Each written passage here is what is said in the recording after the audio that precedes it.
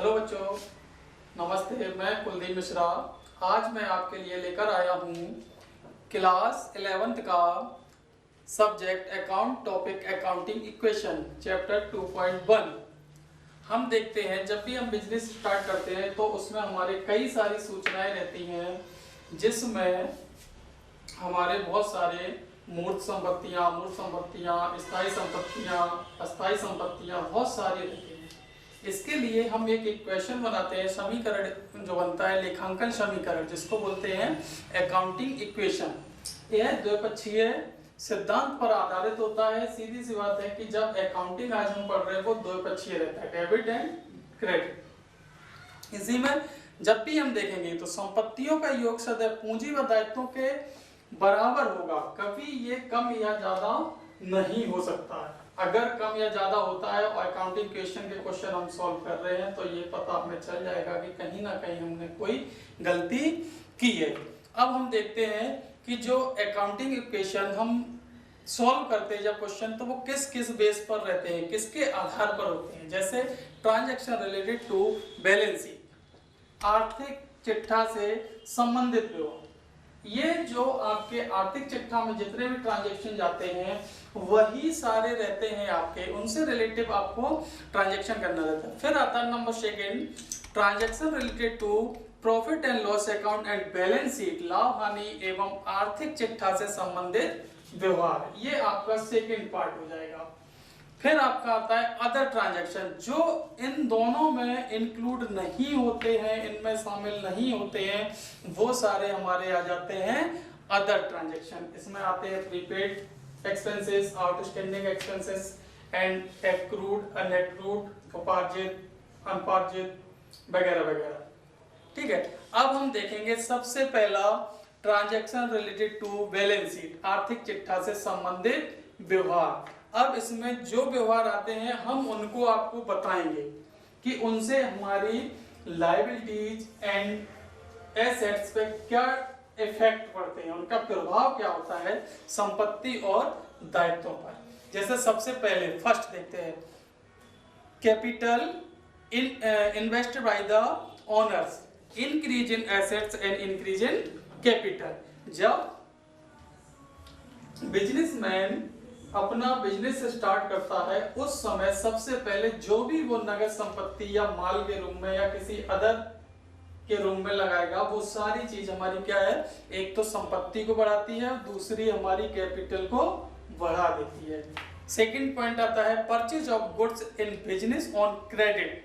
जब हम बिजनेस में कोई भी माल उधार खरीदते हैं तो हमारे दो जगह इफेक्ट होते हैं। एक तो इंक्रीज इन एसेट्स, एसेट्स क्यों बढ़ा, क्योंकि हमारा स्टॉक बढ़ गया, इंक्रीज क्या हुआ स्टॉक।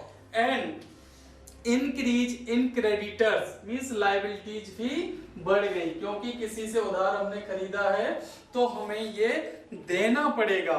तो हमारी दूसरी चीज क्या बनी कि क्रेडिटर्स बन गए हैं। अब क्रेडिटर्स बढ़ गए तो दोनों चीजों में इंक्रीज, मींस हमारा एसेट्स भी इंक्रीज हो रहा और लायबिलिटीज भी इंक्रीज हो रहा। थर्ड पॉइंट आता है कैश परचेज ऑफ एसेट्स। हमने कोई संपत्ति को नगद खरीदा तो हमारी क्या होगी, increase and decrease in assets. नगद खरीदा, नगद का मतलब हमने कैश में खरीदा, कैश देंगे तो हमारा नगद भुगतान करेंगे तो हमारा कैश क्या होगा माइनस, और प्लस क्या होगा एसेट्स।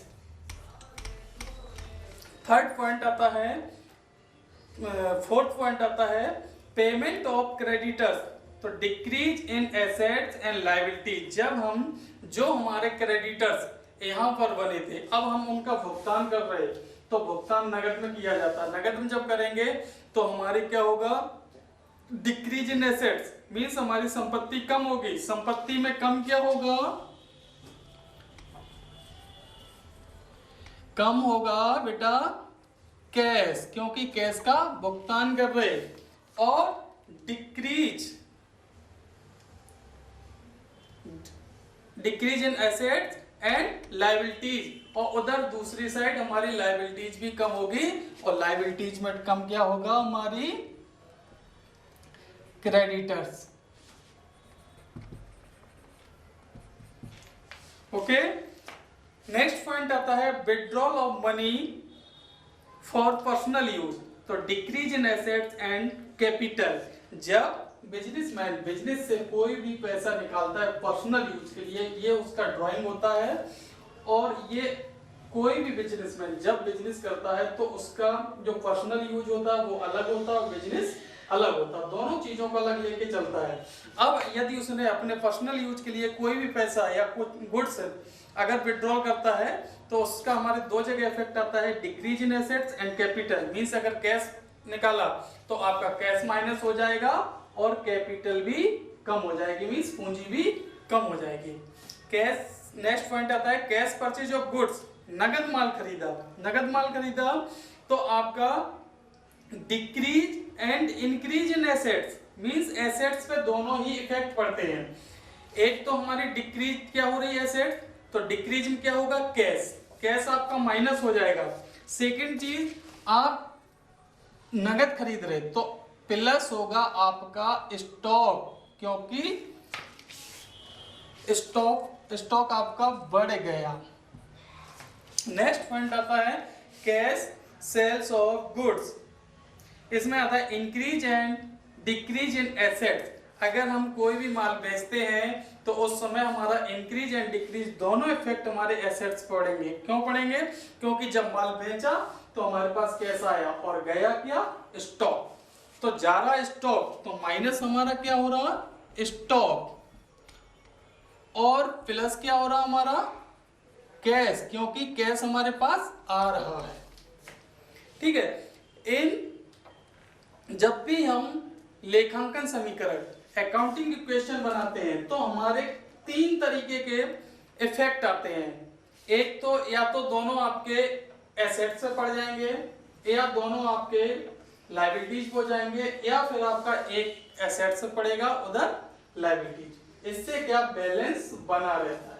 अब हम आते हैं first transaction relate to balance sheet. First topic लिया, इसमें हम देखते हैं इसका एक क्वेश्चन हल करके हम बता रहे हैं आपको। जैसे फर्स्ट क्वेश्चन हमने लिया, prepare accounting equation on the basis of the following transaction.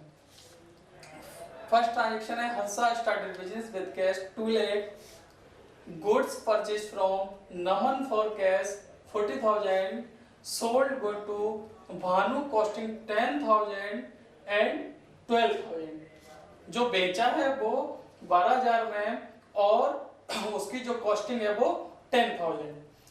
Fourth point आता है फर्नीचर परचेज ऑन क्रेडिट, उधार फर्नीचर खरीदा 7,000। अब हम इसका क्वेश्चन सॉल्व करते हैं।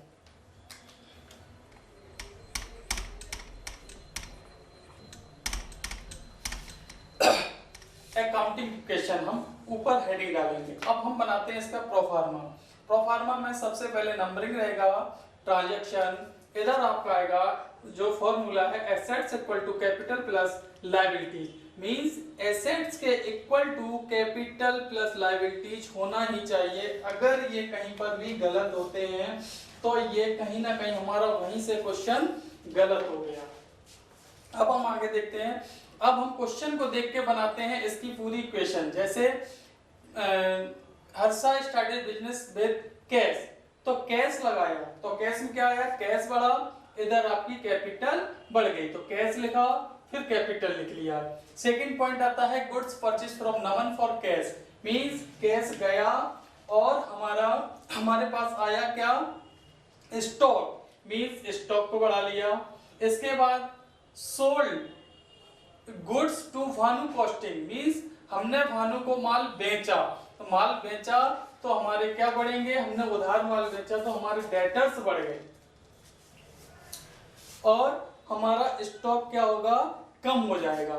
सेकंड पॉइंट, फोर्थ पॉइंट आता है furniture purchase on credit, means furniture उधार खरीदा तो 60,000, तो हमारा क्या एक एसेट्स बढ़ जाएगी, मींस फर्नीचर आ जाएगा, लेकिन उधार खरीदा इसलिए क्रेडिटर्स भी बन जाएंगे। ये हमने क्वेश्चन से क्या बना लिया, इक्वेशन। अब हम क्वेश्चन चालू करेंगे। क्वेश्चन जब भी चालू करेंगे, जैसे फर्स्ट पॉइंट आता है, Harsha started business with cash.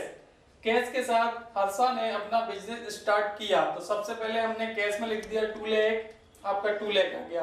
बाकी स्टॉक जीरो रहा, फर्नीचर जीरो रहा और डेटर्स जीरो रहा।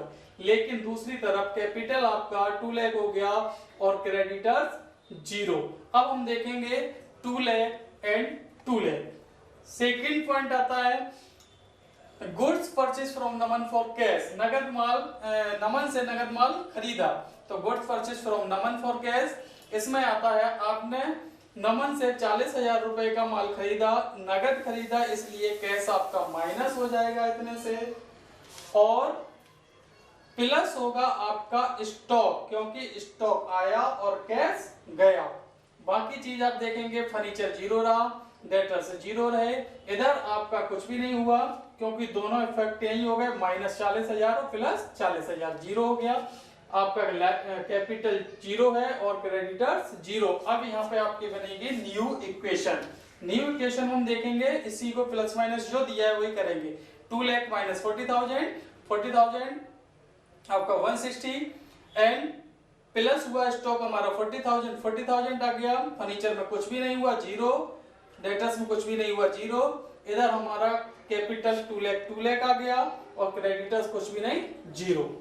अब थर्ड पॉइंट आता है, sold good to Bhanu costing 10,000 and 12,000, means Bhanu को 12,000 रुपए में माल बेचा, जिसकी कॉस्टिंग मींस लागत थी 10,000। तो हम देखेंगे कैश में हमारा कुछ नहीं हुआ, क्योंकि हमने भानु को उधार माल बेचा। अब हमें कैसे पता चलेगा कि ये ट्रांजैक्शन हमारा ऑन क्रेडिट मींस उधार है। जब भी अगर कुछ नहीं दिया है, नगद या उधार, और नाम दिया गया है, तो आपका वो होगा उधार। और अगर नाम नहीं दिया और उधार और नगद भी नहीं दिया, तो वो होगा आपका ट्रांजैक्शन नगद फॉर कैश। तो अब ये हो गया आपका उधार, तो कैश पे कोई इफेक्ट नहीं आ रहा। माल हमारा 10,000 पे जा रहा, लेकिन डेटर्स हमारे 12,000 के बन रहे हैं। अब हम देखते हैं, जो हमारा स्टॉक माइनस हुआ 10,000, लेकिन हमारे डेटर्स बने 12,000। 2,000 का इफेक्ट हमारा कहां जाएगा, तो 2,000 हमें क्या हुआ, प्रॉफिट, और वो प्रॉफिट हमारा चला गया कैपिटल में, प्लस हो गया। अब हम फिर से न्यू इक्वेशन बनाते हैं। न्यू इक्वेशन देखेंगे तो हमारे कैश में कुछ भी नहीं हुआ, तो 160, हमारे स्टॉक में 10,000 माइनस हुआ, 30,000 आ गया।